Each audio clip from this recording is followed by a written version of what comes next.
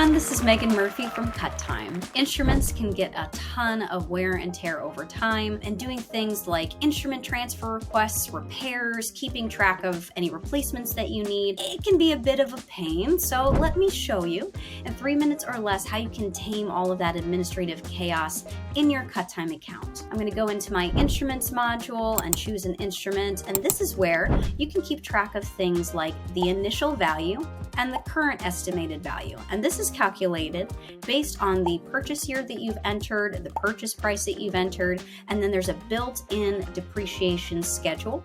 To track repairs, you want to scroll down to the repair history section, and then you go ahead and hit that add repair. It'll bring up a form for you where you can fill in the vendor, the cost, the date of this repair, and any notes about it.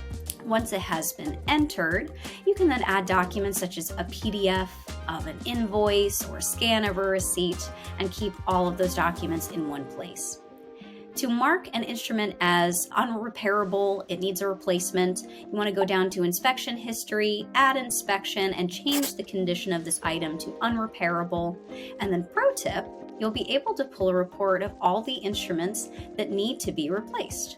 Once you export this, you can send that off to your administrators during budgeting season and say, hey, I need a couple of replacements for these instruments.